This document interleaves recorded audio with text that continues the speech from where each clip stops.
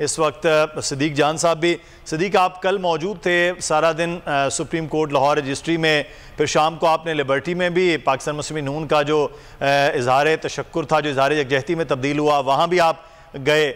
ये जो उसी दौरान में जो बीच का वो एक टाइम है, उसमें पूरी सोशल मीडिया कैंपेन वो खड़ी हो गई। ये मुस्लिम नून कल, इसका मतलब है केस चलने के साथ ही इस बात का अदराक हो गया था कि उनके हाथ से गेम निकल चुकी है। पर इकबाल साहब, कल जो सुप्रीम कोर्ट लाहौर रजिस्ट्री में हुआ, तकरीबन आप कह सकते हैं कि 3:47 पर यह केस खत्म हो गया था।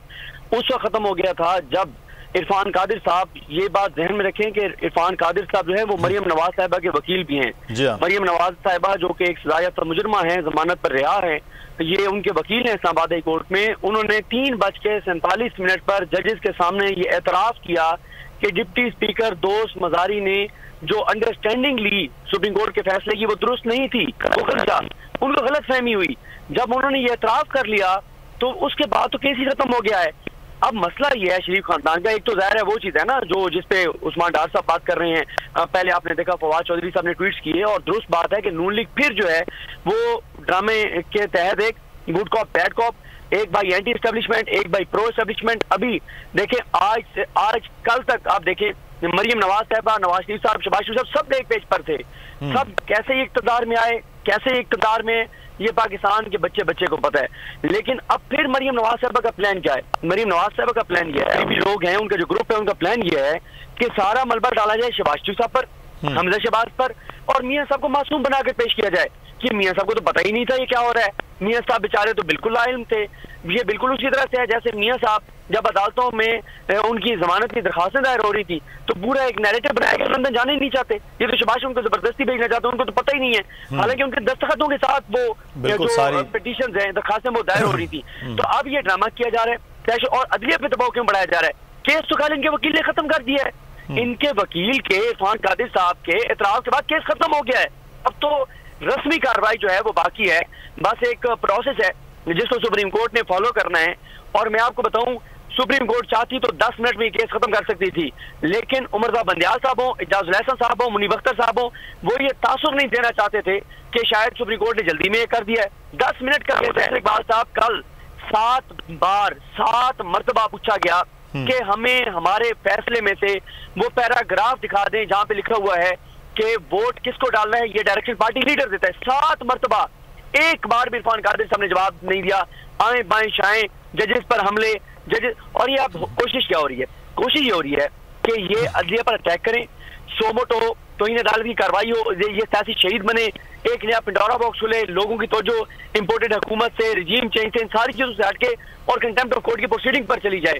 और मैं अभी हम एक स्टोरी तैयार कर रहे हैं इंशाल्लाह ट्रांसमिशन में कि मरियम नवाज साहिबा अपनी जमानत का गलत इस्तेमाल कर रही हैं। इनकी जमानत कैंसिल हो सकती है। जो अदलिया को स्कैंडलाइज कर रही हैं, इनकी जमानत कैंसिल होनी चाहिए। जिस तरह से अदलिया को स्कैंडलाइज कर रही हैं, ये अदलिया पर असरअंदाज होने की कोशिश कर रही हैं। इस्लामाबाद हाई कोर्ट में इनकी अपील जो है वो पेंडिंग है।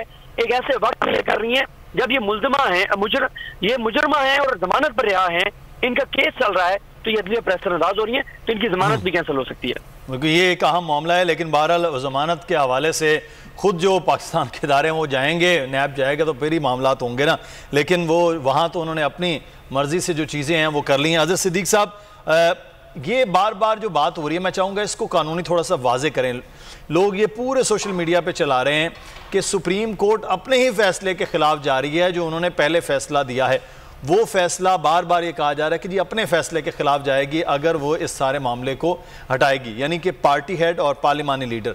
दूसरा यहाँ पर ये मामला है कि ये कहा जा रहा है कि अगर ये सारे के सारा वापस हो जाते हैं, वोट काउंट हो जाते हैं, तो फिर तो शुजात साहब के पास इख्तियार होगा, वो अपनी पार्टी के तमाम लोगों को पार्टी से निकाल दें, यानी कि डिफेक्शन क्लॉज जो है वो उन पर आ जाए और इलेक्शन कमीशन को हटा दे, और फिर इन सीट्स पर जो है वो इलेक्शन हो, ज़िमनी इलेक्शन। अच्छा, मैं इस पे आपके जवाब लूँगा, लेकिन उससे पहले मैं बताया जा रहा है चीज़ में आगे बढ़ने से पहले थोड़ा सा एक चीज़ अपने नाज़रीन को, ये शाजिया मरी साहिबा गुफ्तगू फरमा रही थी, मुझे याद आ रहा है डॉक्टर सानिया नश्तर साहिबा जो उस वक्त इस सारे अमल को, जो बेनज़ीर इनकम सपोर्ट प्रोग्राम है, इसको हेड कर रही थी, एहसास प्रोग्राम जब नाम था। उनसे जब भी बात होती थी वो इसलिए इंटरव्यू नहीं देती थी कि आप सियासी सवालों के जवाब मांगते हैं, तो मेरा काम सियासत पे नहीं हो रहा, मैं तो इस पे काम कर रही हूँ। लेकिन शाजिया मरीज साहिबा बिल्कुल उसके बरक्स नज़र आ रही हैं। जो उनका काम है बेनज़ीर इनकम सपोर्ट प्रोग्राम पे, उनकी गुफ्तगू वहाँ नहीं हो रही है, वो सारी की सारी गुफ्तगू जो है वो सियासत पर और अपने सियासी मुखालिफिन पर हो रही है। बहरहाल ये कॉमेंट था जो हमने मुसलसल पिछले 2.5-3 साल में वो देखा कि डिफरेंस इसमें वो क्या आ रहा है। बहरहाल आगे बढ़ेंगे। एज सिद्दीक एडवोकेट साहब, मैं सवाल जो सर दो थे, एक कि क्या उनको नाअहल करवा सकते हैं शुजात साहब, दूसरा कि सुप्रीम कोर्ट के बारे में कहा जा रहा है कि पहले उन्होंने ये फैसला दिया और अब अपने ही फैसले के खिलाफ वो कैसे जा सकते हैं, इसकी सर तशरीह कीजिएगा। जी अपना मेरे से सवाल है। जी जी अजहर साहब।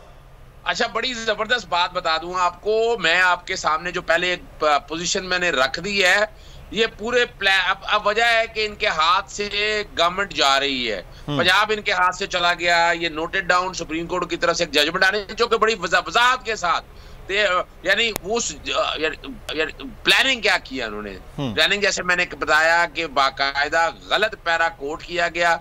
और क्या इनके पास लीगल टीम नहीं थी? लीगल टीम इनके पास थी। ये जान के अदालत को मिलाइन करने के, इससे conspiracy against the judiciary and institutions. अच्छा। और उसके अब देखिए, कल से आज तक कमरुज़्ज़मान कारा ने जो जुबान इस्तेमाल की है, शर्म आनी चाहिए उनको वैसे भी कि अच्छे, यानी पहले तो बैठे पूरी दुनिया में ऑपरेशन रजीन टीम को साथ मिलाकर गवर्नमेंट हो रही है, अब उनके पास बयानिया कुछ नहीं है, अब क्या रह गया उनके पास? भाई उनके चेहरे तो सारे सामने आ चुके हैं।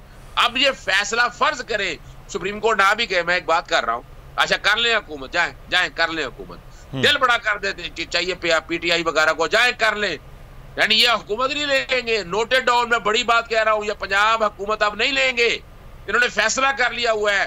फैसला इन्होंने 4 दिन पहले कर लिया था जब इस्तीफा दे देना था, तो इन्हें समझ नहीं आ रही थी कि बयानिया क्या डेवलप करना है। उन्होंने फिर बयानिया ये बड़ी प्लानिंग के साथ, और ये मैं चैलेंज कर रहा हूँ, देख ले इनको हुकूमत, ये बिल्कुल हुकूमत नहीं लेंगे और ये कहेंगे जी हमें तो निकाल दिया, अदालतों ने निकाल दिया। पहले नवाज शरीफ को निकाला पनामा के केस के अंदर, हालांकि वो कानूनी कॉन्स्टिट्यूशनल है, अब भी ये और ये क्या इनके पास टीम अच्छी नहीं थी? लीगल टीम अच्छी थी, क्यों जान के ये लिखा? और किस तरह वो डिफेंड नहीं कर सके कल कोर्टों के अंदर?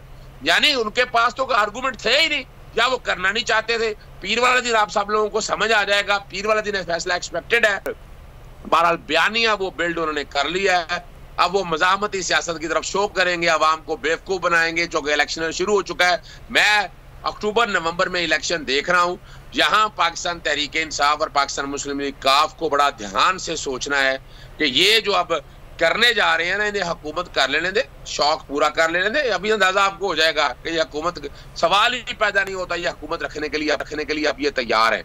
इन्होंने प्लान पूरा बना लिया है, पंजाब इनके हाथ से चला गया, आगे वफाक के हवाले से कोई ना कोई चीजें सेटल होंगी, 3 चीजें सेटल होनी है।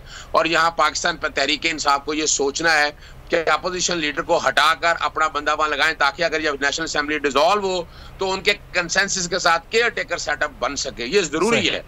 यही, और दूसरा जो इलेक्शन रिफॉर्म्स हैं, यानी खास ईवीएम के हवाले से, इंटरनेट वोटिंग के हवाले से, ये वो सारी चीजें सोचनी पड़ेगी। यहाँ नजर आ रहा है, it is written on the wall, अभी ये बयानिया तेज चलेगा और अब हमजा को एक हीरो के तौर पर पेश करेंगे। ये तो इसका मतलब है हजरत साहब, दूसरा मुझे निकाला पार्ट 2 जिसे कहते हैं, मुझे क्यों निकाला पार्ट 2? अच्छा, नुक्ता बड़ा एक बात और कर दूं, एक बात और खत्म कर दूं। जी, कौम को समझना है, कौम को इनके चेहरे नजर आ जाने चाहिए कि ये कुछ नहीं कर सके। 2.5 महीनों में चलते फिरती गवर्नमेंट को घर भेजा, कितना मुल्क का नुकसान किया, इकोनॉमी का सत्यानाश। और ये एक एजेंडा करने आए थे, एजेंडा इन्होंने पूरा कर लिया। क्या किया एजेंडा इन्होंने?